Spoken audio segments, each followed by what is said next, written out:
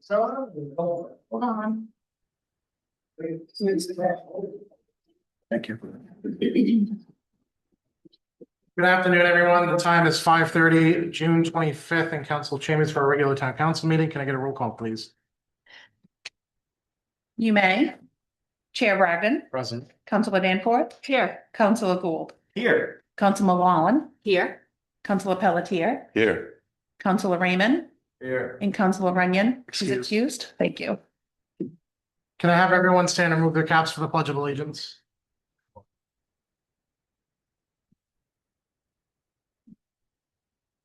I pledge allegiance to the flag of the United States of America and to the republic for which it stands, one nation, under God, indivisible, with liberty and justice for all.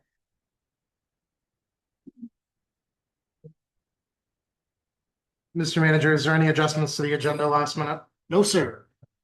All right, I am seeking approval for the minutes for 4/16/2026 special meeting. So moved. Second. Motion made and seconded. Council discussion. Seeing none, down to the public. Seeing none, all those in favor of the minutes for 4/16/26? It passes. Moving to our special presentations, we have the tabled resolve number 6, honoring Sunday for receiving the Town of Millinocket Scholarship. Councilman Wallen, can I have you read, please? Certainly. Resolve number 6, 2026, a resolution honoring Sunday Voraraj for receiving the Town of Millinocket Scholarship.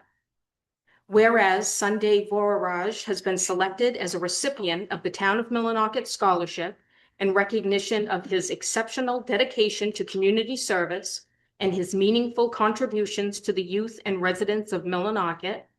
And whereas Sunday volunteered with the Baxter Youth Conservation Corps, dedicating many hours of work in a rugged environment to maintain and protect the lands that define this region.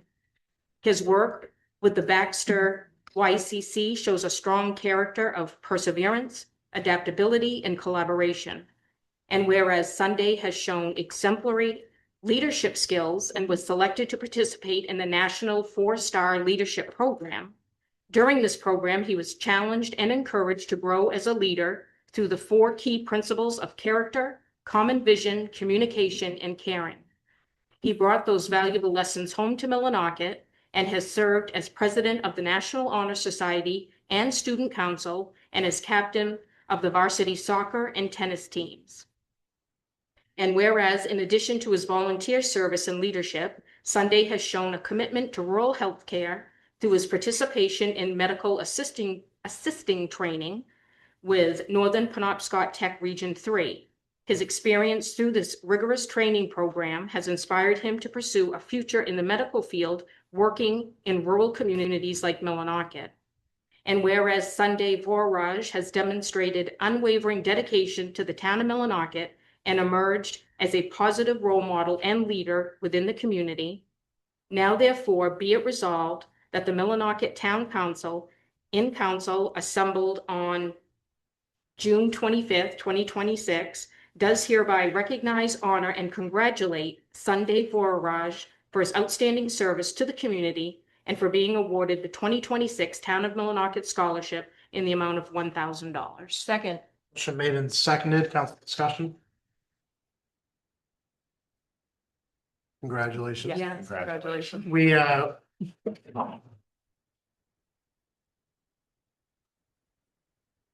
We didn't feel right last meeting not having you present with us, so we decided to table it so you could be here with us today. So I want to congratulate you for receiving the scholarship and for all of the outstanding things that you have done. Thank you so much.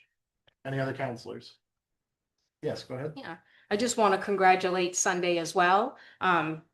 He hasn't been with us his whole educational career, but he moved here, what was it? Sophomore year, and immediately fit in. I mean, the students love him, the staff loves him. He has become a part of so many different things going on at school. And it's just been a pleasure to know you. And I wish you well. He is attending UNE. He wants to be a dentist. So I wish you well, Sunday. We need those. Yes. Any other counselors? Yes, Counselor Raymond. Yes, I'd like to congratulate Sunday too. It's quite a list of accomplishments and seeing when you're just graduating from high school. I can only imagine what you're gonna do once you get out of school and start moving into the workforce. So congratulations and hopefully this money helps you out. Any other counselors? Seeing none, I'll open it up to the public for comments. Seeing none, Sunday, do you have anything you'd like to say before we vote, or if you want to come up to the podium and not scary, I promise. Would say my name and address. If you would- Okay. Hello, my name is Sunday Voraj. I say my full address. Yeah. I live on 94 Lincoln Street. I just want to say thank you to everybody here. And just thank you to this community, really. Well, I moved from a big city and ever since I'm coming here, I felt I was like really a part of it, truly. And I just want to say thank you to everyone. Thank you. All right, back to the council. All those in favor of the resolve number 6? It passes. Councilor McGlone, would you like to present the award? There you go. Oh, I'm sorry.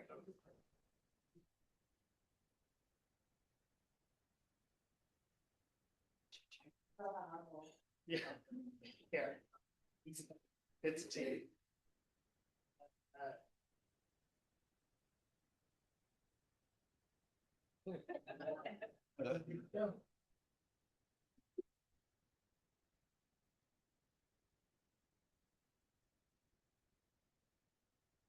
All right, moving on to special presentations. We have the library for their quarterly update. You want to come sit up here with us and we have a mic for you. Come hang out. Easiest for me to join the Zoom, share slides or, okay. Yeah, I'll go ahead. and Jump in here.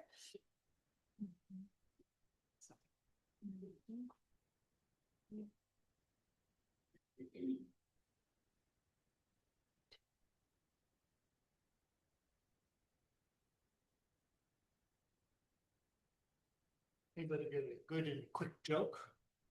While we're waiting. I got 2 drums and a cymbal fall off a cliff. No? Classic. Don't give up your day job.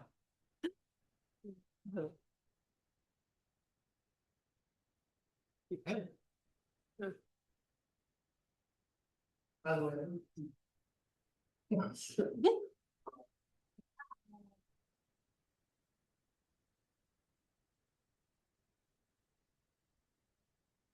Just about successfully navigated the technology here. You're gonna want to turn your speakers off. Oh, yep.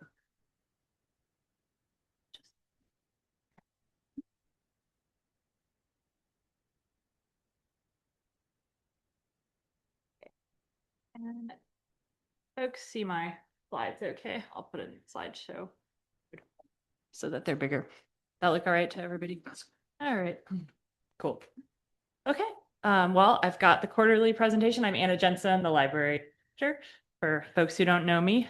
I believe in your slide packet, I promised to give you statistics as well as updates and financial updates, but I've removed those in the interest of time. So I'll send statistics along in the next report. So what's new at the library? Summer hours were open late 2 days a week from Memorial Day, started just after Memorial Day to Labor Day. So we're open till 6:30 on Tuesday and Wednesday. Oh, I'm sorry, all this is, okay. Better. Clear, better, yeah. We are open until 6:30 on Tuesdays and Wednesdays, and the rest of our hours remain the same. So 10 to 5 Mondays, Thursdays, Fridays, and 10 to 1:30 on Saturdays. New programs. So we have got Mahjong. We've been having as a recurring program, but it's now in the evenings, and they invite new folks to join. So if you don't know how to play, they're happy to teach people. That's on Tuesday evenings from 5:30 to 7:30 now. We have a crochet group, which is the same deal, newcomers and beginners to crochet. We have an instructor who's happy to help teach, or if you already crochet, people are coming and working on projects and just hanging out. Our summer reading kickoff is tomorrow afternoon. We will have Darling's ice cream truck, which I'm told is the main draw, besides the reading and the fun games and community partner tables. So that's tomorrow. We're going to have chair yoga for seniors again this year, starting in July. So we have an instructor teaching that, a number of different sessions. This Saturday, I think this was also an error in your packets. It's June 27th, this Saturday, Historic Postcards of the Katahdin Region special program in partnership with the Millinocket Historical Society and the Medway Historical Society. That's Saturday afternoon. They're going to have some, more than 100-year-old postcards and some historical artifacts, and it should be really interesting presentation and things to look through. And we have a couple of America 250 talks scheduled with, I believe, a high school teacher from Stearns and then a professor from UMO in July and August, talking about the Declaration of Independence, the Constitution, and some of the founding documents and what's still relevant today.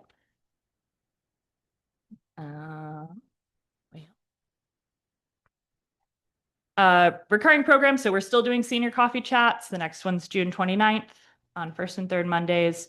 Mahjong, I mentioned. Once a month, we have a History Buff Roundtable. And then there's always the puzzle out in the library for folks to stop and work on.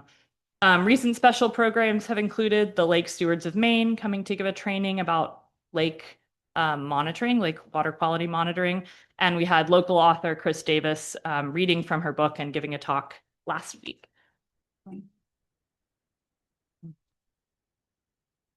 And then youth programs. So recurring programs, things we're still doing throughout the summer: Pokemon Club, the teen crafternoons on Tuesdays, story time on Wednesday mornings for the little kids, and then littles at the library playtime Mondays and Fridays. That's very casual.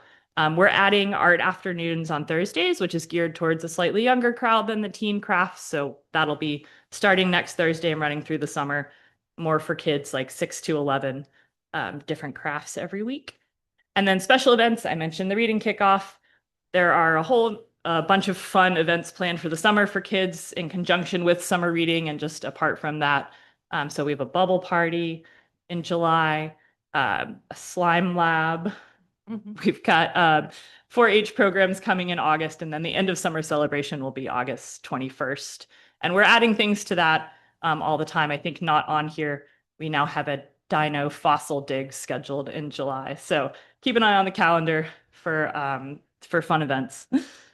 Mentioned summer reading. Just want to emphasize tomorrow afternoon, free ice cream. We're also a summer meal site again this summer, so that started this week. I believe we gave out all our meals today for the first day this week. And that's Monday through Friday, so weekdays 11 a.m. to 4 p.m. Anybody under 18 qualifies, and that will run through August 21st. And we are grateful for that partnership with Millinocket School Nutrition to be able to give out meals. Any questions on programs before I move on to facilities? Anything? And I just have a quick question. How many meals are you able to give away? How many are you provided? So we get 12 regularly, and if we run out and it's early enough in the day, we can call to have more. So today was the first day we gave out all 12, I think, but that sometimes increases throughout the summer as, people get. Sure, what do us to know. last year is as the summer went on, it got worse. Yep. Or better and better. Yeah. Thank you. So we have a new fence up at the library. This is in progress, but it's finished now. It's around the heat pump and the silo, both for safety reasons, and also that area looks a little bit nicer. And we've been spending some time and effort in the garden beds and in the outdoor patio area. So we're trying to spruce that up, plant some stuff. We have a couple of volunteers working on some of the flower beds too. So encourage folks to come check out the patio. So the fence is finished now, and it might be a thing that we can paint once the wood cures and make it look even cooler. You may also have noticed I didn't put this in a slide, but if you've been to the library in the last month, we had our floors stripped and rewaxed for the first time since the renovation, so they were very shiny. Okay, any questions about facilities before we go to budget? Everybody's favorite. Okay. So this is our income actuals, budget versus actuals through April 30th. The couple of things to highlight, though I'm happy to answer questions about any of it. The temporarily restricted funds released So that's funds that we have received but have designated for a specific purpose, and they get entered as income when we use them. So it is at zero, so it looks like we're not doing very well on that number, but those are funds that will be entered when they get used. So we have them, they're held for a specific purpose. When they get used for that purpose, they go into the budget. The town of Millinocket, I think I've talked about this before, one of our payments was received in 2025. So that number is going to look low as the year goes on. It'll be more obvious in the second quarter, but it's not. We've already received 2 payments from the town in 2026 payments from the town. Are there any other questions about this part of the budget, about our income so Any far? questions? Seeing none. Okay, expenses. So this is facilities and equipment.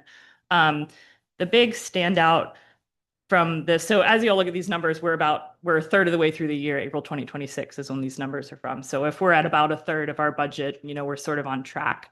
Though there are, of course, things that are just paid once a year or aren't spread out evenly across the year, as I'm sure you all also have for the town. The big one here is that our electricity budget, you'll see we've spent about 80% of it. Our electricity usage went over a threshold set by Versant a couple of times, and they bumped us into a new billing tier, which is not something that we expected. The first time it happened was the day of the marathon, so I think we thought that was due to the marathon, to us being a command center and there being a lot of activity there, but then it happened again in March on like a Tuesday afternoon. So we have no idea what's causing that. And we're investigating whether this is like, there is something crazy going on at the library that's using a lot of electricity, whether like Versant's meter is wrong, or whether there's like anything we can do about it, or it's just sort of like, well, we suspected the new elevator might have been drawing a lot, but it should be more consistent if that's the case. So anyway, we're trying to track our electricity usage and see if there's any hope of getting bumped down, but that's where we're at right now. It's a funny story. Before we started the council meeting, we were talking about Nexamp and some of these community solar groups that are in town. Is the library set up through the Nexamp is the one that the town set up? I think Ampion is we're set up with. I don't know if that's the same thing, but I think we are set up with a like energy share. Okay. Yeah. I'd have to look. Is that saving any bit on that bill or? Yeah.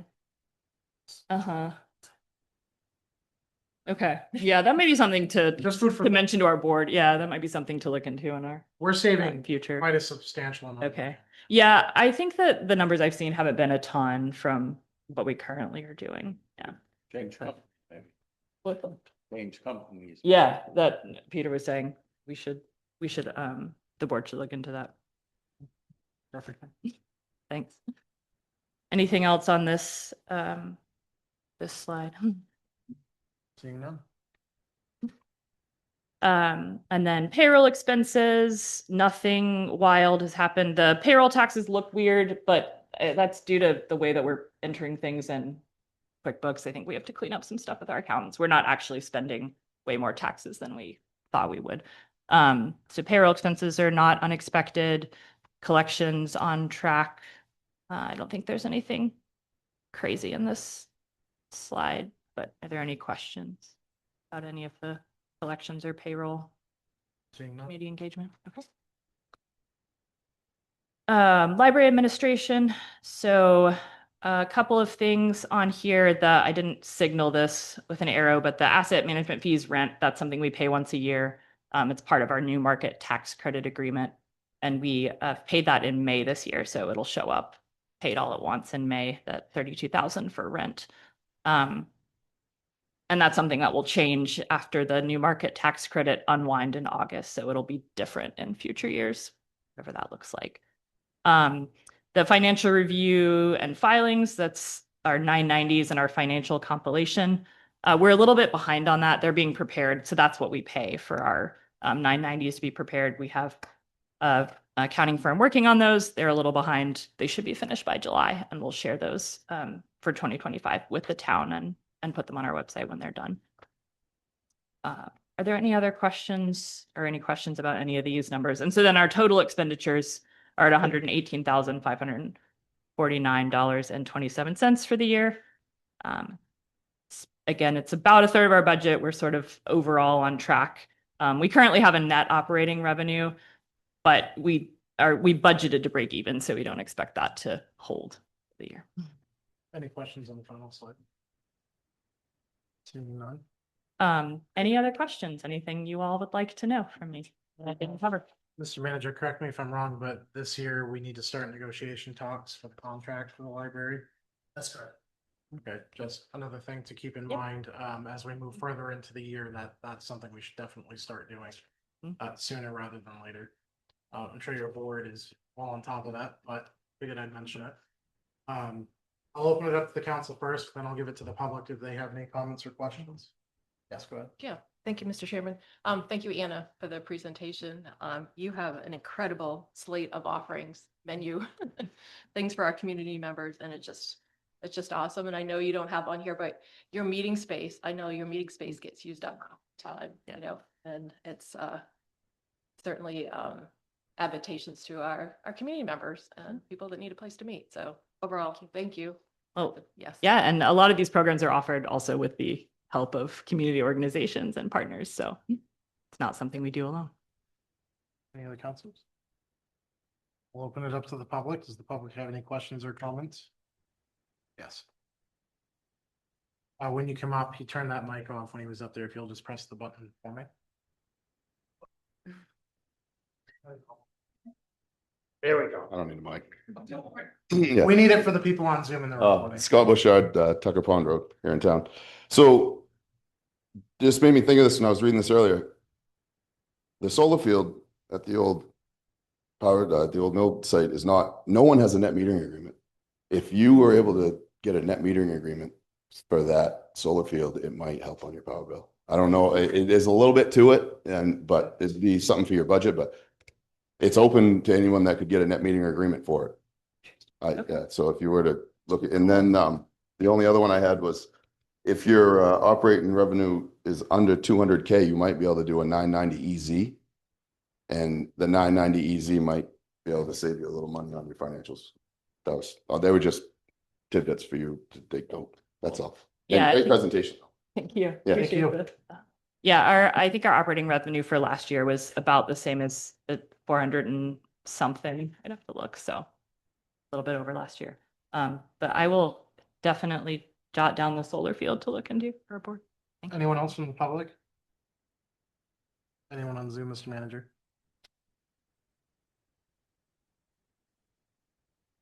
No. Thank you so much for your presentation. We really appreciate it. I look forward to hearing these. And seeing the big changes. I do like the stats, so I'm excited to see that next time and see the changes and the variables from year after year. So thank you. Totally. I will definitely put that together for the next one. So Awesome. Thank you so much. sure. Thank you all. All right, moving on. We have no unfinished business. We'll go right into the town manager's report.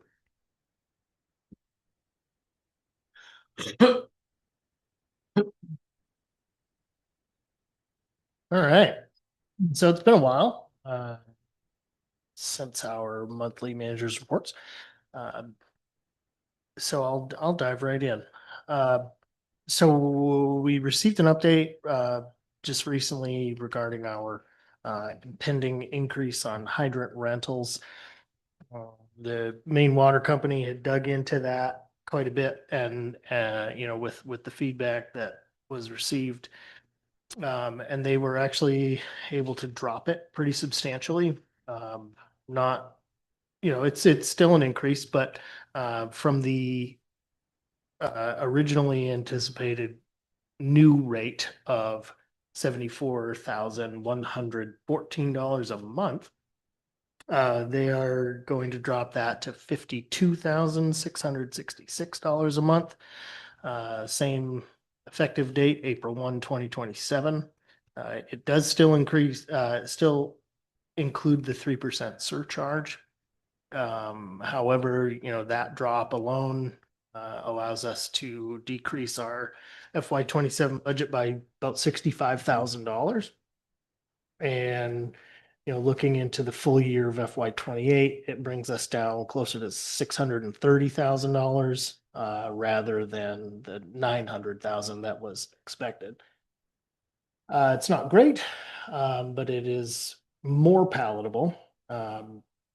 So currently our cost is $525,000 a year. So it's still a substantial increase, but it's not 400,000, and that's better news than it was. That also allows us to include that in some budget adoption order amendments that we would plan to bring in the next couple of months. We would suggest that the council amend some of the adoption orders for the budget so we can lower the tax raise ask before we do our commitment in late August, early September. So we'll keep an eye on that, but it's like towards the end of June, we'll look at bringing those forward so we can try to drop the tax raise a bit. The bid opening for the Bate Street reconstruction project is scheduled for July 1st. And we remain hopeful that we'll have qualified bidder who's able to complete the work quickly enough and within budget so that we maintain access to the DOT funding that is helping to offset the cost of that project. I spoke with the engineers last week, and they were quite excited about the attention that they've got from this bid package. They've had I think they said 3 or 4 already that had submitted that were strong companies. So we're looking forward to seeing what the bid opening brings. The engineering firm, Oliver Associates, has been making pretty good progress acquiring the easements from property owners along that section of Bate Street. There's several more floating out there. One of those residents came in, spoke with me today to get some more information on it. What that entails is an easement so that the project can include enough paving into their driveways so that they can produce an adequate taper and seam, given the condition of the road and most of the driveways in their current state. That takes a lot more work than it normally would if it was in better condition. So that is going well. Hopefully we'll get the rest of those in before the start date. So Chair Bragdon had requested more information about security cameras at the cemetery. So our short-term approach is to repurpose a couple of our solar-powered game cameras from another department while we continue discussion with Steve Gardner, who has done most of our other security camera work. He has a method that he uses in remote areas that includes a battery pack and a solar panel and some radio type transmitters that send signal across, and will work into our system that shows here at the town office, the park, down the end of the street, and the rest of the rec complex. So once we can, he's a very busy man with his day job, and this is a side gig. So we'll continue to communicate with him and put that system together as time goes by. But we will have a solution up there very soon. So the fire chief position is posted. We've had pretty impressive interest already in that position. At the same time, we've also been discussing the opportunity of sharing an administrative chief with the town of East Millinocket to, through a contract agreement, to oversee the administrative portions of the department, and then we would, if that's the road we would take, it would reintroduce the deputy chief position in the union contract that hasn't been used for quite a while. In fact, Tom Malcolm was the last deputy chief, I believe. Yep. Before he became the chief. So we're, that's an idea that we've been toying with. Many of you have been involved along the way, and we fully intend to continue the interview process along the way and make sure we're proposing the right decision. But more to come on that. So far, though, in the meantime, Second Assistant Chief Matt Farrington, myself, and the rest of the crew have been really stepping up in big ways and holding down the fort. The morale in the department is higher than I've seen it in a very long time. And really the whole team over there has been awesome and leaning in to help however they can. So that's been it's been a real blessing. It's been smoother than I would have anticipated it to be. Council laptops will be here July 1st, and we will start using them very shortly after. Very much looking forward to not printing as much. And as usual, this includes a ton of really good information from each of the departments. If you'd like me to expand on any of it, I'm happy to. I'll take any questions you may have. And before I hand it back over to the council, Councilor McGowan, yes, I forgot once again to change the year-to-date in the code enforcement permit summary to remove calendar. It is fiscal year. But as you can see, the code office is doing really well with permitting and documentation. The revenues have far exceeded what we expected it to. And into the month of June, we're looking at a total of 305 permits, which really make a huge amount of progress towards keeping records and property information current, so that we don't end up in the mess that we found ourselves in with 30 years of non-existent code enforcement. So and how that relates to revaluation and tax bills and that whole thing. So this is really good work towards a nice clean process moving forward. But I will make another note to delete the parenthetically referred to word calendar from that report. All done, Mr. Manager. But All done. oh yeah. I'm good. Just a call out. I'm super excited about Bates Street. I was talking to the manager about it. And one thing I'm not impressed with is the communication from Maine Water Company. Peter has been actively trying to get them to do their portion of their project at the same time as us for the road, and we're not getting any response back from them. So it kind of sucks that we're going to tear this road out, do all this work for them to come back at a later date and do their work. Well, they did respond, along the way, but they've chosen not to participate in this round. It would be cleaner if it was dug up at the same time and done, but it is likely that they will have to repair some of those pipes, which lay along our wastewater pipes being replaced at a later date. Point still stands. Oh yeah, it still stands. It's very aggravating. I had too much Celsius. You're good. It's aggravating, to put in all that time and work and having to go back and basically do it a second time. So hopefully they change their mind before everything's said and done, but that seems unlikely. I'm happy to hear about the cemetery cameras. There's a lot more people here than usual. But the reason for the request is the amount of vandalism over the years has kind of increased, especially in certain areas in Millinocket. The cemetery was one of the areas that was missed during the last round.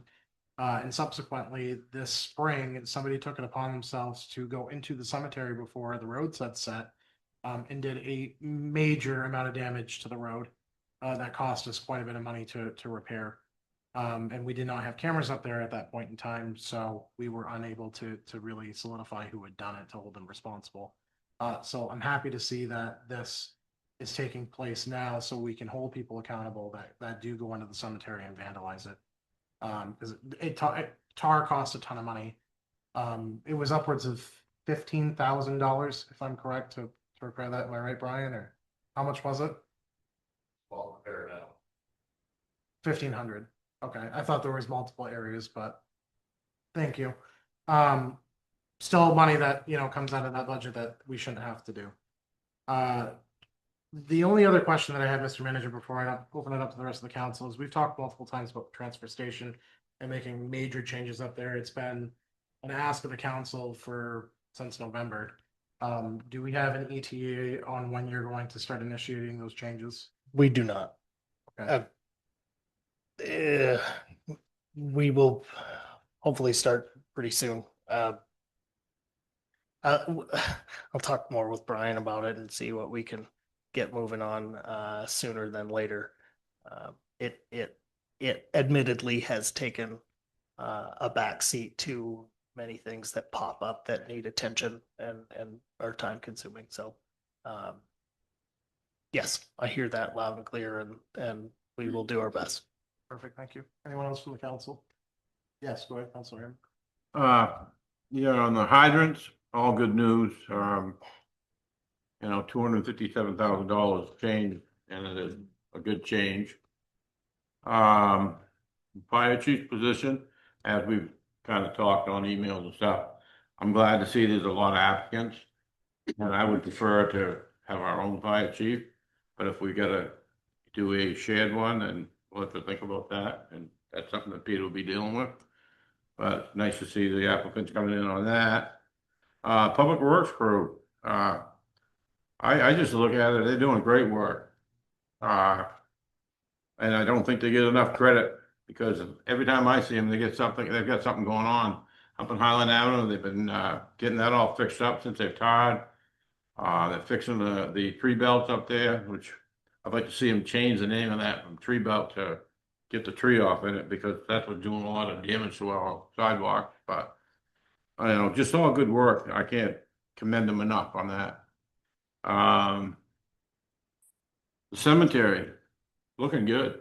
I mean, considering what going through and with grubs and everything, and then you get into a summer like this where you're trying to mow, and then you get all this rain, and then everything's growing, and it's difficult. So I hope people understand that part of it. As for the airport, a lot of nice work going on up there. It's going to be a class act when they get it done. Thanks go out to Jeff Campbell for the time he puts into that place, and I want to thank the past and the present councils for investing in this, because I think it's going to be a crown jewel at some point in time here. Town clerk's collector's office, I had a lot of good comments about it from the front office. They're all doing well down there, so I don't think a lot of people hear that enough. And same way on the elections department, they run a nice elections, and they do a good job of that. And I believe that's it for me. Thank you. Anyone else? Yes, go ahead. I just have a quick question. What is the anticipated start date for the Bate Street project? We won't know until after the bid opening. Okay. Part of the bid award will likely be their availability to start, adverse to what is always the lowest bidder. We're on a time crunch for spending that DOT money before it goes away. So yeah, I'll know more after the After first. the bid. Okay. Yep. Yeah, thank you, Mr. Chairman. I just wanted to make a couple mentions, and under the Tom's report for code enforcement, he has conducted the certificate of occupancy for the MRH new renovations and passed inspection. And I just want to tell you that today was the first day that the new emergency department was open. So people use Poplar Street entrance now instead of going around the reroute. So today, hadn't been over there to see how it all rolled out, but through email, there was a lot of logistics around that, but today was the first day of the that was to be open. So that's good news. And just another feel good thank you to Public Works, where you have refinished and installed 3 benches on the Mission Trail, part of the age-friendly work. And that's really important too, part of our community asset, our trails. Be able to sit down and enjoy the scenery for a little bit or take a break if you need to along the way. So thank you for that. That's it for me. Any other counselors? Yeah, just wanted another shout out to Public Works. Thank you for fixing the Poplar Street tracks. Because the tar had all broken away over the winter and it was pretty rough. And I was so happy the other day when I went by, I was like, thank you. I do have a follow-up question, Mr. Manager. Are we still planning on doing intervenor status for the hydrant rentals? I know it's a palatable drop, but I'm still not, me personally, I'm not in favor of what they're proposing, and I would prefer to do intervenor status. Yes, yeah, I've been back and forth with the Office of the Public Advocate about that in recent weeks. So that form has been started, not submitted quite yet, but they are helping me through that. Awesome, thank you. Any other counselors? We are gonna talk further about the cemetery on the order that I have asked to be brought up, so I won't dive too deep into that one until we get to that order.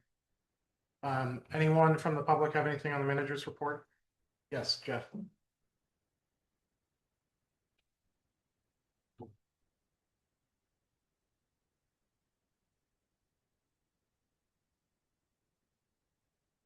Jeff Campbell, Airport Manager. I want to give you a little update on the taxiway extension project and everything that's going on out there. There's been a stop put on the project because of paving. It was supposed to be paved this week. It was in the manager's report that we were going to have paving done this week. It was supposed to be done Monday, but the certification didn't come back in time for the special mix that has to go on airports. So everything else is done except for paving and the final sides, the groundwork on the sides of the taxiway, but everything else is done. The under drain's done, the landscaping's done, the hydro seeding is done, all of that's done. So we're just waiting for that last piece of certification to get pavement put in place. So it looks really good. It really changed the landscape down near the hangars. Things are coming along really well. So, and we're also vigorously working on the next part of the project, which will be the runway reconstruction and extension. So thank you. We also have a new land lease in progress to bring forward to council here in the near future. That makes me ecstatic. One of the undeveloped parcels that faces Medway Road on airport land. So there's a local business that is interested in leasing that from us. So we're working on some lease terminology where the others are for hangars and this one is just for land, but has other requirements. So that should hopefully be done here pretty soon and we'll bring it forward to you guys. And as a follow-on to that, we can start with the hangar leases as well, because I've got people already asking, knocking on the door, want to start building hangars. Yes, go ahead. Can I just ask a question? How long is paving going to be put off? You said it was put on hold. Do you have any kind of sense of like timeline for that? Gonna get your steps in today, Jeff. Yeah. I don't have a timeline yet. It shouldn't be very long. I'm expecting within 2 weeks. So we'll get it done. It'll be close to when we hope to be done. We'd hope to be done by July 1st, but it may be middle of July and we'll be done. And they're going over there twice a day right now and watering the grass and everything. So it's really been full service. Sergeant has been unbelievable to work with. They are exceptional. And they are the ones that won the bid for the runway.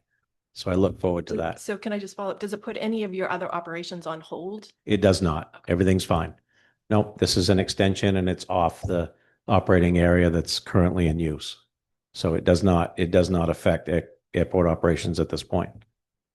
Next year is going to be a different story. Jeff runs away. Okay. Does anyone else have any questions for Jeff? No? Okay. We're talking runway. Oh. You can work the runway a little bit. Just to point. Wait, Jeff, come back. Yeah. Just to point out, the comment was made about how it's potentially gonna be the crown jewel of Millinocket. I wanna say that it already is. We do so much at the airport as it is already. Millinocket likes to do their celebration for their employees up there. We have the fly and cruise in, which is getting more popular as the years go on. But I see people up there all the time, just stopped on the side of the road, watching airplanes come in. And of course, if anyone's interested, Jeff posts those photos online and some of them are wicked cool to look at. So I highly recommend that if you have not gone up there, Jeff has been more than vocal. He's coming back up. He's been more than vocal about how much he loves the airport and all the stuff that takes place up there. He'd be happy to show you stuff if you. So for the other folks that are not usually at the meetings, we have gained 12 airplanes over there, 12 full-time residents over there in the last year and a half. We've got 8 people that want to build hangars. We've got 4 primary flight students going on right now, and we have 3 people beyond that that are ready for their check rides for private pilots licenses and seaplane ratings. So things are really working well over there. Awesome. All right. Anyone else from the public have any questions or comments? Seeing none. No one on Zoom. Thank you, Mr. Manager, for your report. I do highly recommend if anyone has not read this, there's a lot of useful information in there. All right, Councilor Gould, can I have you read order number 155, please? Yes, Mr. Chairman. Order number 155-2026, providing for execution of the town warrant for June 25th, 2026. It is ordered that the town warrant for June 25th, 2026 in the amount of $193,721.74 is hereby approved. Second. Motion made and seconded. Council discussion. Seeing none, down to the public. Seeing none, all those in favor of order number 155. Oh, sorry. Heavy hitters? Yes. Skip them. Just that, yeah. Heavy hitter, Allegiance Trucks, a diagnostic leak on the pump panel for $5,334.56. Harris Computer Systems, $25,331.62. Hoyle Tanner and Associates, $15,242.57 for our crown jewel. iWork Systems, $6,000. Maine Municipal Association Workman's Comp for $19,626.11. Municipal Waste Solutions, tipping fee for $5,266.92. RHR Smith and Company, $25,717.50 auditing. Twin Pines Snowmobile Club, $55,300. And Versant Power, $14,237.16. Any other council comments? Yes. Just a note on the Twin Pines Snowmobile Club for the $55,300. That's a pass through. That was no town money there. It comes from the state, from the snowmobile division, and it goes to the club. So Thank you. All right, back to the public one more time. Seeing none, all those in favor this time of order 155-2026. Motion passes. Councilor Gould, can I have you read order number 156? Absolutely, Mr. Chairman. Order number 156-2026, providing for execution of wastewater warrant for June 25th, 2026. It is ordered that the wastewater warrant for June 25th, 2026 in the amount of $27,282.16 is hereby approved. Second. Motion made and seconded. Heavy hitters. Heavy hitter, Town of Millinocket for $5,967.56, and RHR Smith and Company for $5,595, and of course Versant Power for $7,859.80. Any other councilors? Seeing none, down to the public. Seeing none, all those in favor of order 156, motion passes. Councilor Raymond, can I have you read order number 157, please? yes, order number 157-2026, providing for approval for an application for a victualer's license for Maniac Snack Shack mobile food trailer. It is ordered that the attached application for a victualer's license is hereby approved for Holly Allen, 12 Oak Ridge Drive, Herman, Maine, doing business as Maniac Snack Shack mobile food trailer. Business address, Veterans Memorial Park, Millinocket Events. Second. Motion made and seconded by Counselor Danforth. Council discussion? Seeing none, down to the public. Seeing none, all those in favor of order 157? Motion passes. Counselor Pelletier, can I have you read order number 158? Certainly. Order 158, 2026, providing for approval of an application for appointment to the planning board, David Levesque. It is ordered that the Millinocket Town Council approves the appointment of David Levesque to the planning board for the remaining term of the vacant seat to expire December 2029. No vacancy with accepted resignation from John Cody. If approved, David will vacate his alternate seat currently held on the planning board. The alternate seat will to expire December 2027 will be available and the only seat to be filled for a full board commitment. Second. Motion made and seconded. Councilor discussion? Seeing none, down to the public. Seeing none, all those in favor of order number 158? Motion passes. I'm going to read the next two orders. Order number 159, providing for award of bid for sale of 143 Medway Road, whereas the bid opening for this property sale was held on June 17th, during which 3 sealed bids were opened and reviewed. It is ordered that the Millinocket Town Council awards the bid to blank for the amount of blank. It is further ordered that the town manager is authorized to execute this transaction in accordance with the advertised bid packages, to sign and submit any necessary documents related to the sale of this property. Bids received: Stephen Jones for $14,200, Jeanette Searoyce for $8,000, and Lisa Willett for $8,000. Additional information provided by bidders. It says attached, but it was separate for further consideration. Second. Motion made and seconded. Council discussion? I would like to make a motion to accept Stephen Jones' bid for $14,200. That's what that was. Seeking a second? That was my second, but I was gonna say, I believe we should take the highest bid on this one. He's got a good plan. Motion made by myself, seconded by Counselor Raymond. Council discussion on the amendment? Seeing none, down to the public. Seeing none, all those in favor of the amendment? Perfect. Any council discussion on the order as amended? Yes. Yes, Mr. Chairman, I'm just, because other people in the public didn't get this, we did, his intended use is for the property would be built a house with an attached garage for storage of boats, jet skis, snowmobile, etc. So my wife and I could enjoy all season recreation in the Millinocket area. Stephen Jones.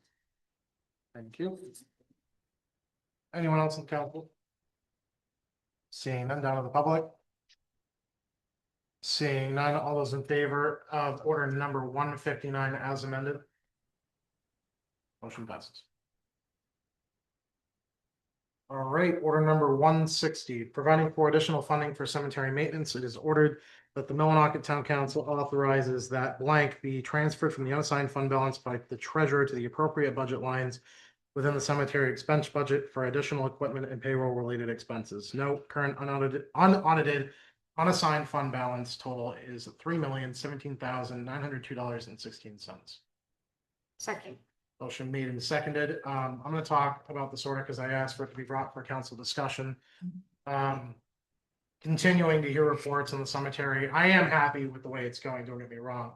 I think the Public Works is doing a great job, but I decided to take it upon myself based off public comment to meet with Mr. Manager and the Public Works Department Director to find out what else can be done.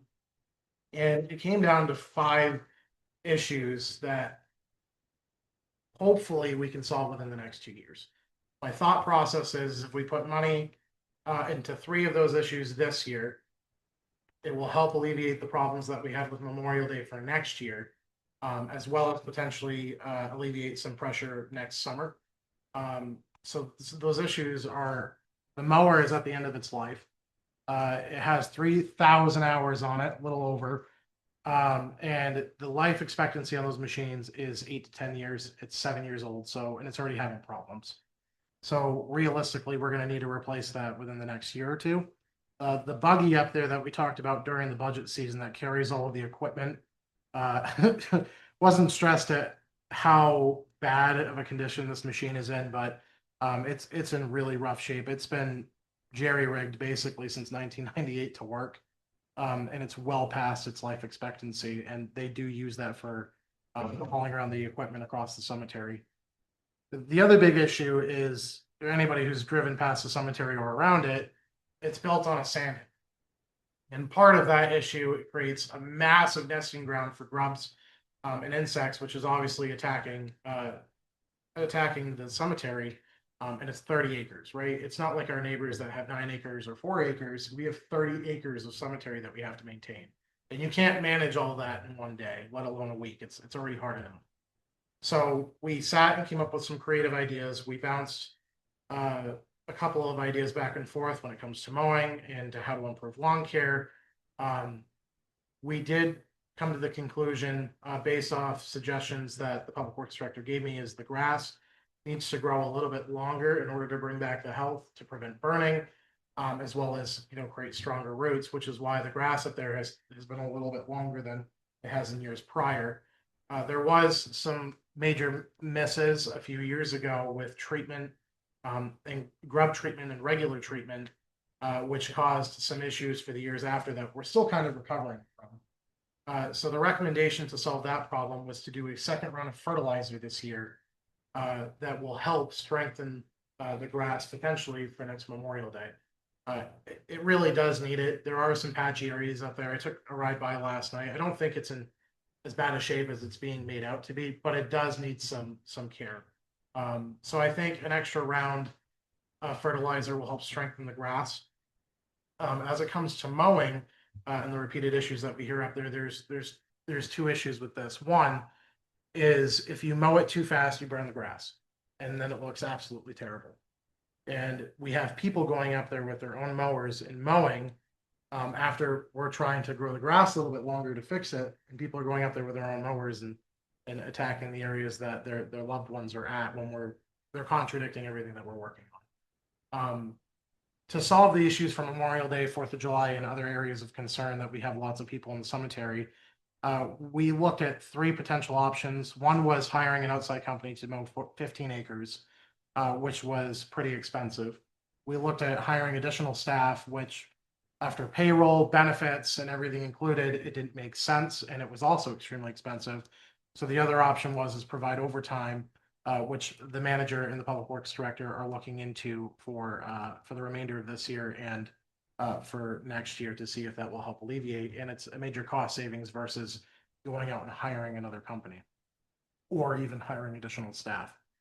That being said, my recommendation for this budget is to put 32,000 from the unassigned fund balance into the cemetery maintenance line. I'm not making a motion just yet because I wanted to hear other counselors' opinions and thoughts.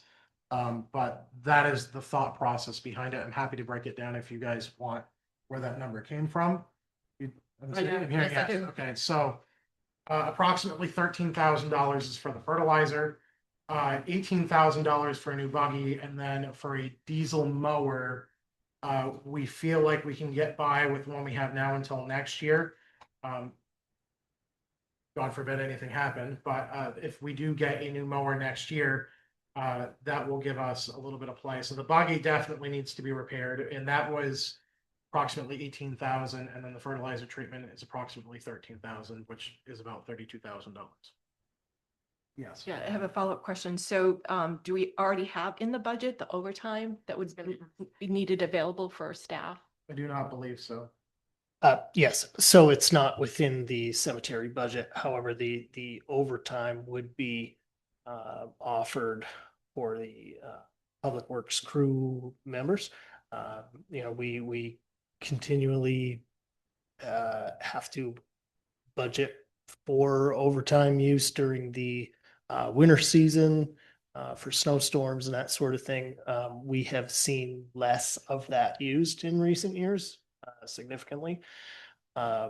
So our thought was, at the 10.5 rate, it is more cost effective to offer the overtime to the public works crew members to help with the initial couple of passes through the cemetery than it is to hire additional people. So it's within it's within the overall budget, but in a different department. Just as a follow-up question, do you have confidence that your staff will want to work and pick up the time We as opposed to have, having to hire we have, others? we have hope. We have hope. We- Thanks, Tom. Okay. Thanks, Wendy. Yeah. That is not confirmed yet. So it is a conversation we'll be having and, you know, depending on how that goes, we may have to adjust accordingly. Just to add that the overtime portion does not reflect the number that I'm presenting tonight. I can That's see that. just an additional Yeah. piece I wanted to bring up, that we're looking at another solution Yes. to solve the mowing issue that people brought up, but the two pieces that I'm particularly asking for is enough money to replace that buggy, and the second fertilizer treatment. Green thumb. Any other counselors? Counselor Pelletier? Yeah, I'm just curious about the amount of work that you're looking at, given, couldn't you hire part-time employees where there's no benefits or, you know? Well, that would be the case, but at the rate of pay that that the cemetery crew is paid, it is larger than the time and a half rate for the public works employees. You know, and then, you know, with the added expenses of payroll tax and main PERS and social security that goes on top of the regular payroll, it would be absorbed. They wouldn't be eligible for main PERS, Yes, they would. part-time employees? That's correct. Oh. I guess we're part-time employees too. We get papers. Yeah, for your $1,000 a year, you get a main PERS contribution, yes. I get a statement every 3 months. But yeah, it does, you know, the increase of the time and a half rate is less than, you know, hiring new employees, and it would allow the public works crew to obtain some of that overtime that they are getting less of in the winters. So we would, we haven't had that conversation yet that I know of, but it is something we hope to address here pretty soon. And if it is not acceptable, then we will reconvene. Counselor Raymond, you were next. Yes, I'd like to commend you on taking this on, and Brian and Pete, because, you know, we all know what was going on before Memorial Day. And, you know, when people are trying as hard to, you know, do the best up there and getting a lot of bad social media posts and stuff, it doesn't do anybody good. And, you know, and I know from, you know, work I do, it's very similar work, and you can mow something one day and the next day there's dandelions there, you know, stuff like that. So not always at the right timing and everything. So I'm in favor for this. Did you have anything? I was just gonna second that as well, of being in favor of this, but I wanted to point out too, I spent about 2 hours today at Jerry Pond and watching maintenance down there taking care of that. And lackadaisical was not a word. The attention to detail was just, I had to applaud it. So I know that it hasn't been negligence at the cemetery, so. Yes. Yeah, I have another question or comment as well. I'm noticing the unassigned fund balance is 3 million, is 17,000. So we do have a policy around using our unassigned fund balance if it goes beyond 3 million. So if we went ahead and took 32,000 from that, we would be below the 3 million threshold that we try to keep. So what do you say about that? It's not necessarily 3 million. It's 3 tiered goals through the policy that is related to operating costs for the town and the school.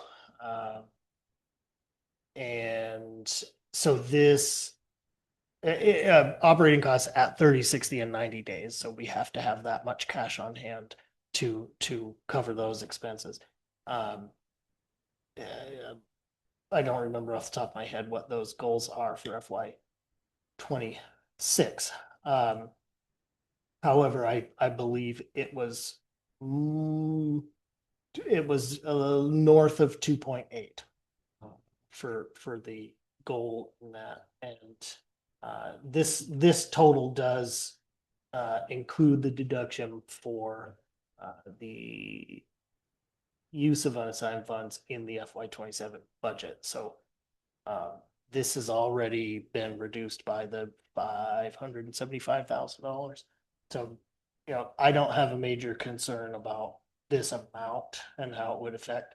But I wouldn't be able to do that math until we finalize the budget adjustments, and we have to identify those three tiers by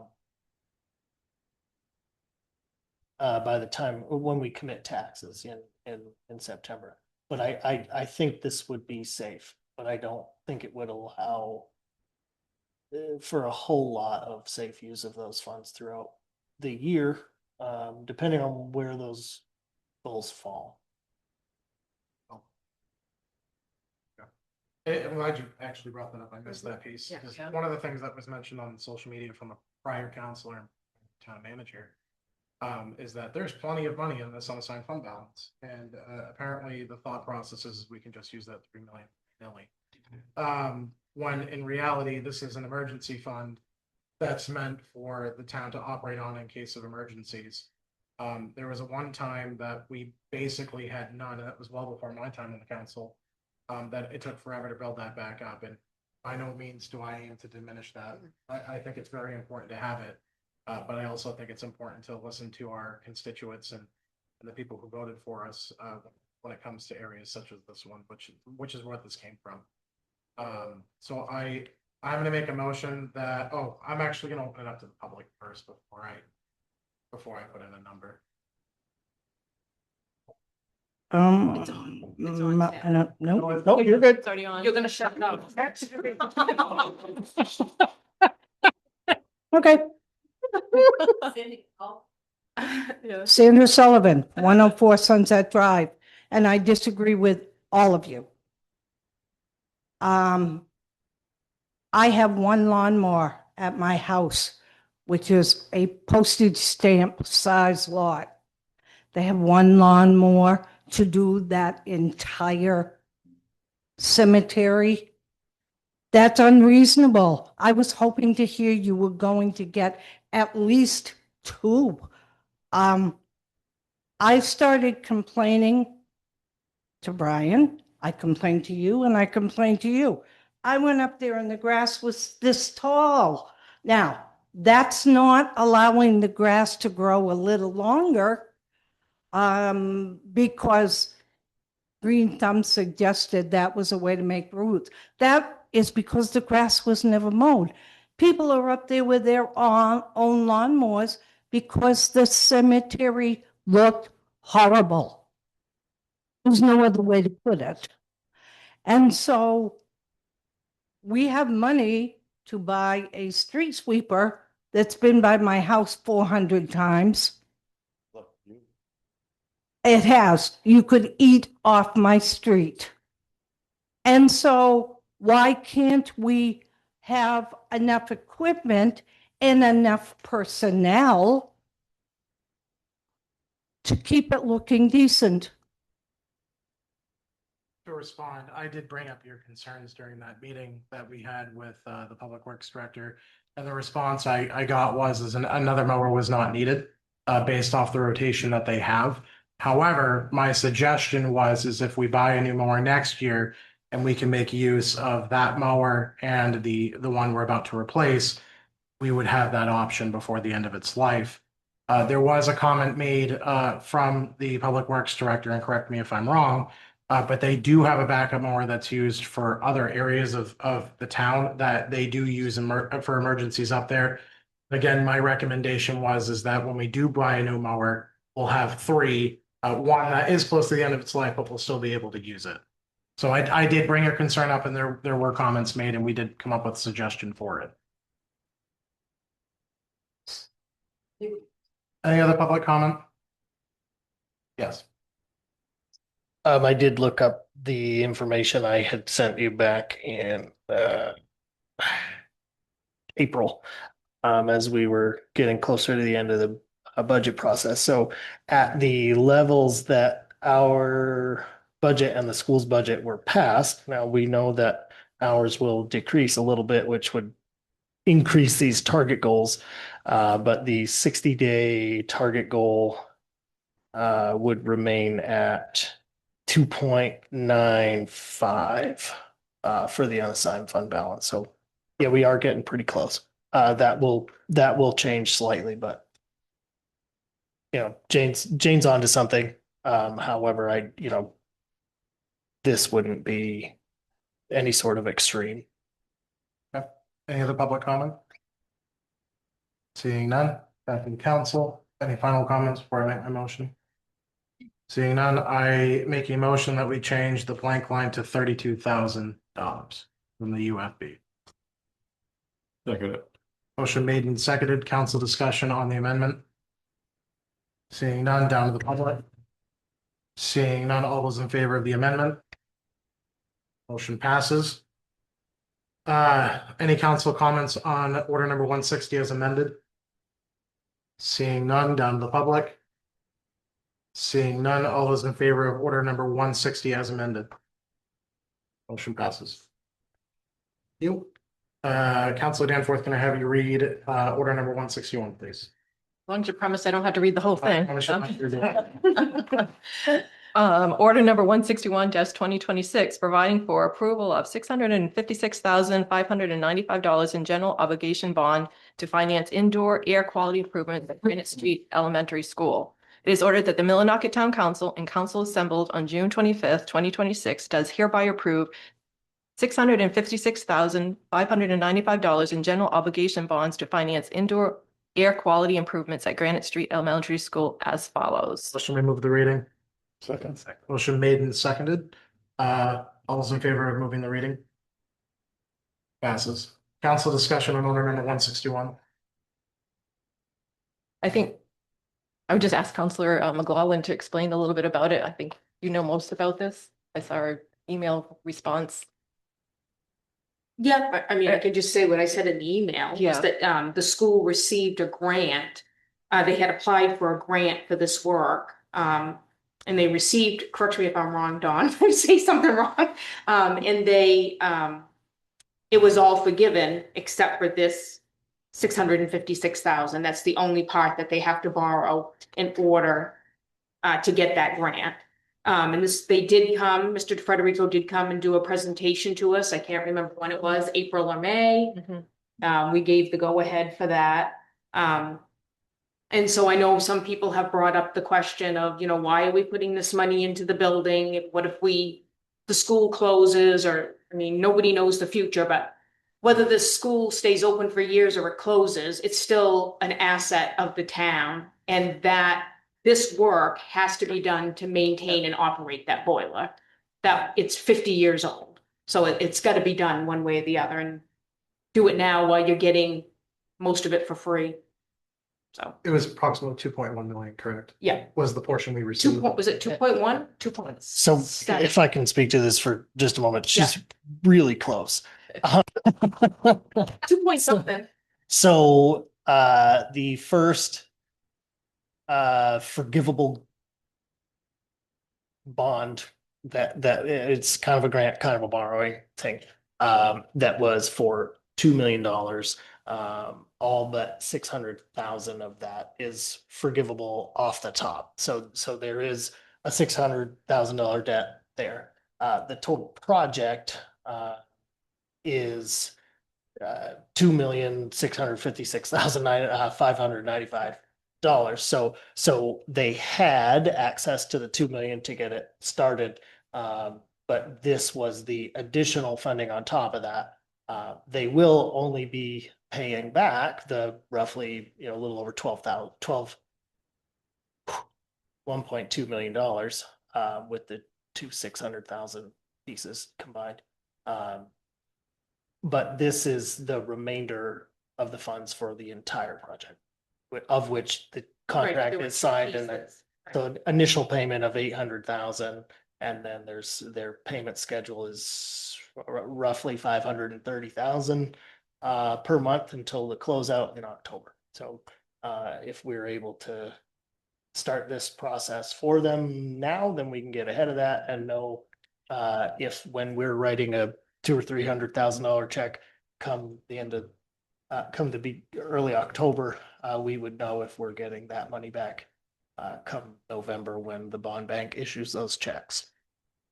Yes. Yeah, thank you. So my point was just that we've already voted on this and approved it. This was just procedure. No. No. This is. The original one was just for the $2 million bond for that portion of the Okay. project. So this is total, we actually Yes. referenced that to find out if we Got it. needed to bring this back to the council. So, Thank you. yes. The answer was yes, we needed to bring it back. Okay. That's why we're here. But thank you for the clarification, because I'm sure, and thank you for suggesting it, because I'm sure a lot of people would have asked that question as to why we were doing it. I'm exactly what you said, right? It's an asset of the town, bless you. If we ever decide to sell the property or we ever decide to use it for another purpose and it's dilapidated, well, one, we're not gonna get good money for it, or two, we're gonna have to put even more money into it in the future to get it into a position to be able to use it for anything. So I completely agree with your statement that as an asset of the town is the school and ours responsibility to keep it up. There are other areas that I'm talking with Peter about that I think we need to discuss with the school, but that will be further down the line. Any other councilor comments? Seeing none, down to the public? Yes.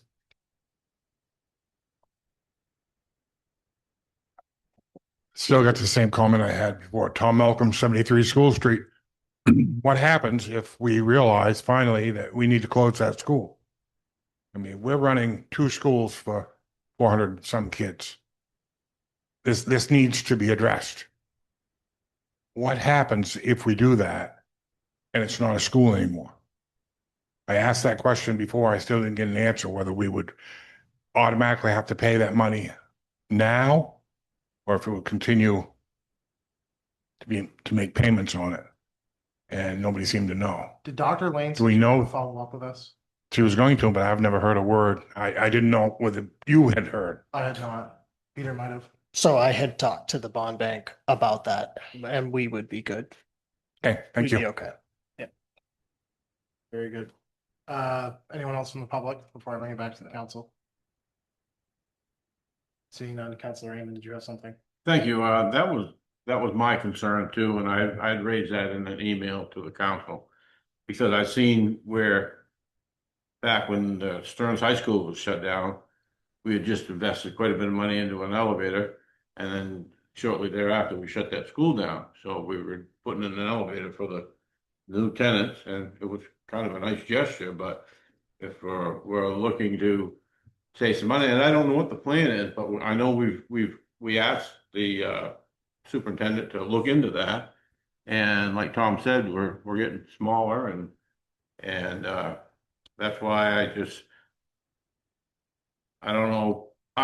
There's nobody here to explain about it, what the air change is gonna be and whether the boiler will run without it or not, but I had reservations about investing a lot of money into the school if they are contemplating shutting it down, so, thank you. I don't think there's any plans to consider shutting it down. The current talks is about consolidation. The plan down the road that I have made vocal that maybe has caused some confusion, that if we do decide not to consolidate with East Millinocket or Medway, I would like to personally see the Granite Street kids go over to Stearns. I've been speaking, publicly about that for almost 2 years now. And that may be something they are discussing as a plan B or C. But from my understanding right now, the plan right now is to still go to the community, get their input, keep working on these reports, and then find out what the public's input is on consolidation of 3 towns. That still has not been established. So it's still a what if, right? And I don't want to put the cart before the horse. We still need to invest in this property and maintain it as if it's still going to maintain our kids. And then once we hear from the committees and the people that are working on the consolidation efforts or whatever they're calling it now, then we can decide what we're going to do. But we're still going to need the improvements that we're having done to Granite Street, in my opinion. Any other counselors? Seeing none, I will go to the vote. All those in favor of order number 161? All those against? Were you in favor or against, Council Raymond? I'll be in favor of it. Okay, motion passes unanimously. With that, we move on to reports and communications. Warrant Committee for July 9th, 2026 will be Councilor Pelletier and Councilor Raymond. And Councilor McGowan will be absent during her vacation, so have a wonderful time. Thank you. I believe Councilor Runyon will also be away, but I have to follow up with her and find out if she will have returned by then. Chair Committee reports, do you have anything, Councilor? Dan? I don't have a report other than our next age-friendly Millinocket meeting is July 14th, and I'll work on getting an agenda out for that. Very good. I did have scheduled tonight the quarterly update for the support groups that I had established, the task plan groups. Councilor Runyon is not here to give her portion of it, but are you guys all set with school consolidation portion, or would you like another month? We're not ready to give a report today. Yes. Yeah. Okay, we'll do it. Thank you. We'll do it the second meeting in July, and then we'll do another Thank- one 2 months later instead. That actually works out great because Councilor Gould and I have only met once to discuss the code book. We are working on two ordinances. One is the junkyard ordinance with the manager and Mr. Malcolm, the code enforcement officer. And we are looking into an e-bike ordinance and e-scooter ordinance based on the amount of traffic and increase that we're seeing and the amount of accidents that we've almost seen in the last coming months. We're basing what we've seen off Bangor's. So there is more to come with that one. I'll be happy to give an update, hopefully, very soon on those two ordinances. Bangor's is referencing the state laws. So, I mean, the laws exist. They just need to be enforced. So, that's a conversation that we should definitely, continue and organize our thoughts and messaging about that, but we will need to discuss and encourage enforcement of that with our police contract. That is correct. Like I said, it's still in early phases, but we are working on those two ordinances as well as going through the code book. With that, I am going to open up to the 2-minute public comment. This is the time you can address the council, ask questions, concerns, comments. If there is a question and we do not have an answer for you, I will do my best to get you an answer by the next council meeting. I'll open it up to the public.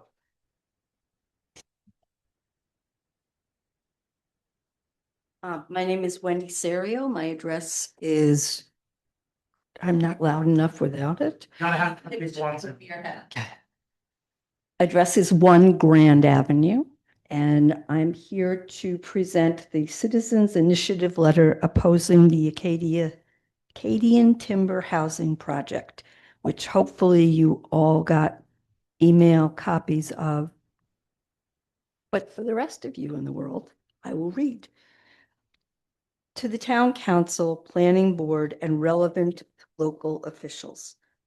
We, the undersigned residents and concerned community members, respectfully oppose the proposed Acadian Timber Housing Project planned for the area behind our homes and businesses in and around Jerry Pond.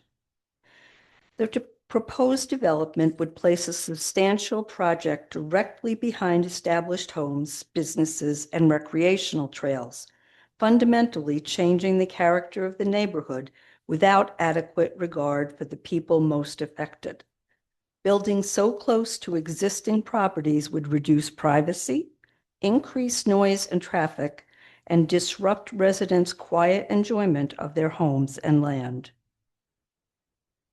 Disturbing this area could disrupt the ecosystem established over time by adversely affecting the natural buffers for local wildlife.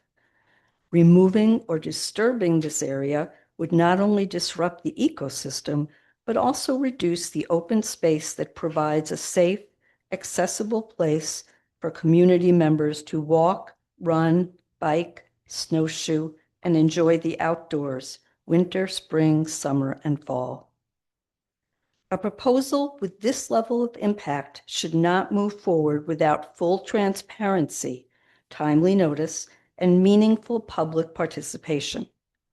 Residents deserve clear answers about costs, infrastructure needs, environmental effects, tax impacts, and the town's long-term obligations before any decision is made. The impact on existing neighborhoods. We recognize the importance of responsible housing development in Millinocket. However, this proposal places an unnecessary burden on an established neighborhood, threatens a valued natural and recreational area, and raises serious questions about infrastructure, tax impacts, and public processes. As currently proposed, the project is not in the best long-term interest of residents or the broader community.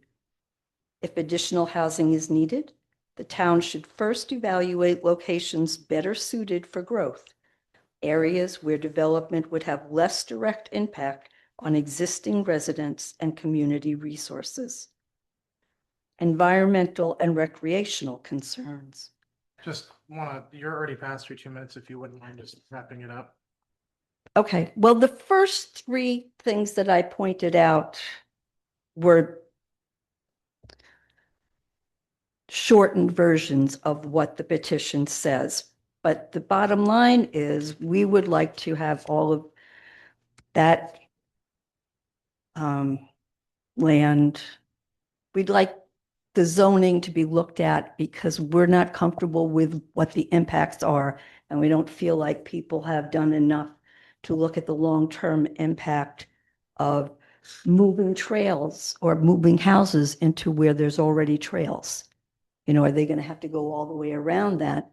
Who's going to build the infrastructure? Who's going to pay to put in water and sewer and electricity? I already paid Versant quite a bit of money to do an extra pole. You know, so I don't think people are going to want to pay for that. So our concern is how much of that has been looked at up until now. And I know it's just beginning, but I'm also was made aware last week at the meeting that they're looking at zoning right now, and that now would be the time to be looking at something like this rather than waiting after you pass new zone code enforcement and zoning and then say, oh, no, wait, no. So we are trying to bring it forward now so that the town council knows how we feel about it, those in the neighborhood.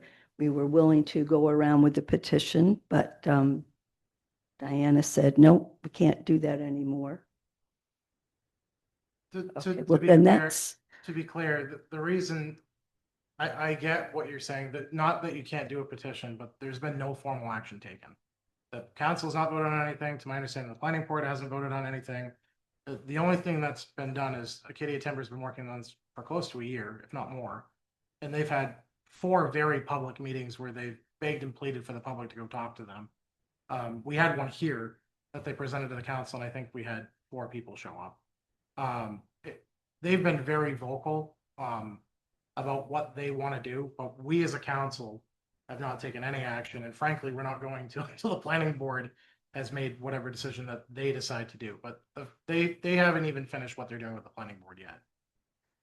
I understand that. We were given information that we should come and talk to you guys tonight. If that was incorrect, then I apologize for taking your time, but that's what we were given. But we were told to come and read it tonight and bring it, present it. So 100% want to hear this. Don't get me wrong. We want to hear all of our citizens' concerns. But the point I'm making is when it comes to the petition, typically petitions are taken out when action has been taken, or if you're trying to remove a counselor, which is the most common one that's been done. Yeah, no, that's not good. But no formal action has been taken from the council yet, or the planning board. But you do have the right thought in mind. If there was action that was taken, then the petition would 100% make sense. But as of right now, like you said, everything's kind of in design phase right now for Acadia. It's private property. So we have virtually no say other than the zoning on what's going on with them, which is why I think they're talking to the planning board. But my recommendation for you is go to the planning board meeting and read exactly what you just read to us when Acadia Timber does go to them. So because that's what that's there for. The planning board is there to hear not only your concerns, but to do the concerns that they have from a professional standpoint. So whether it be water runoff or how the roads are going to be built, who's paying for what. All those questions are better suited for the planning board. Our CEO is more than welcome to, talk to you about these things as he is directly working with the planning board. And probably knows way more in depth than what's going on with the Kitty and Timber than we do. But no, by all means, we still want to hear your concerns. We have not taken any form. Putting the proverbial horse before the cart, Yeah, exactly. cart before the horse. Exactly. Okay, that's not a problem. Thank you for listening. Thank you so much. Chair. I want to state for the record, as town clerk, I did not advise what they should or should not do. I could simply just tell them how to start the process. And that process was started and they submitted it to me. I did receive it. And I that's why I did tag you into the email as well as our town attorney manager and code enforcement. So their petition was received at the clerk's office and that is pending hearing back from our town attorney. Thank you. Any other public comments?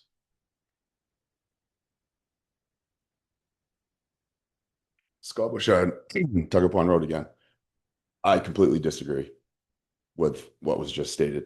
I mean, the reason that I have a tenured teacher as a wife who doesn't work here and a 5-year-old student who's going to start school at another school is, number one, the consolidation issue. And number two, I'm sitting on looking at what I want to do with my own property in planning and development. And I'm sitting back waiting to see if good things like what Acadian Timber wants to do are going to happen. Like, everybody wants to talk about their tax bill and say they want their tax bill to go down. You need growth. You need growth to generate revenue. You need consolidated schools to have people who have families the age of mine who want to move into those new homes. So not everyone feels that way. And I get it. I didn't want the wood cut in my backyard last fall, but I don't own the woods behind me. And you're not going to tell people who own property what they're going to do with it.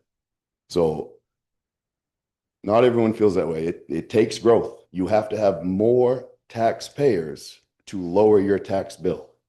And if you don't have new homes for young families to move into, you're not going to add young children to your school system, and you're not going to add more tax bills to your taxes. Thank you. Thank you. Don Raymond, 183 Ohio Street, Milwaukee. We've built trails back there and we've maintained them for 30 years. And we're not asking that they don't do that, but we're asking that they look somewhere else. I mean, we have some rights, I believe, even if someone else's land, they've let us use it for 30 years. And the OSI trail people, they came and redid those trails and spent over $100,000 on them, and they're still maintaining them. And we don't want to see that go away. We all use them. They're named, they're on maps and everything. If they allowed all that, they should not be allowed to stop that from there or hinder that or do away with it. Thank you. Any other public comments? I'll open it up to the council. Yes, Councilor Raymond. I was actually going to ask, do you know anything about the trails that they're referring to? What was that now? Do you know anything about the trails that they're referring to? Well, there is a snowmobile trail there, no ATV trails because you can access on the road. But the snowmobile trail and the meetings that I've been in with them, they said there'd be a snowmobile trail there, whether it's that trail or another one. So they're gonna have to address that. But what I just wanted to say is they've been really upfront and pretty transparent, and they've had, like you said, 4 meetings. And I think they want to hear this from people. They haven't really yet heard that. And you know, we do. It is, I knew from years ago that land was always, you know, up to be, you know, built on. And, you know, nobody wanted to do it, take the cost. And while they're stepping up the plate to do it, then it's their land.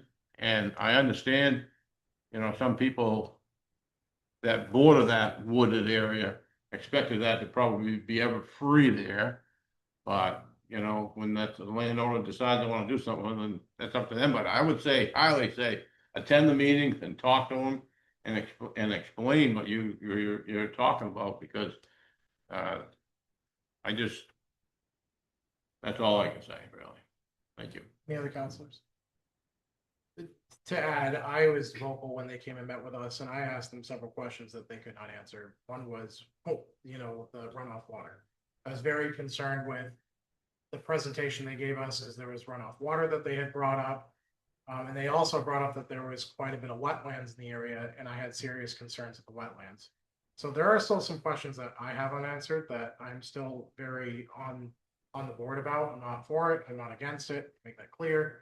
I think there's some really cool ideas. Fin and Feather Club wants to build something at Jerry Pond. A former counselor told me a story about how at one point in time, before they built the new pool, they wanted to develop all of Jerry Pond with the money that they were going to build the school with as a recreational area, and that never came to fruition. But it sounds like there has always been some kind of plan for Jerry Pond.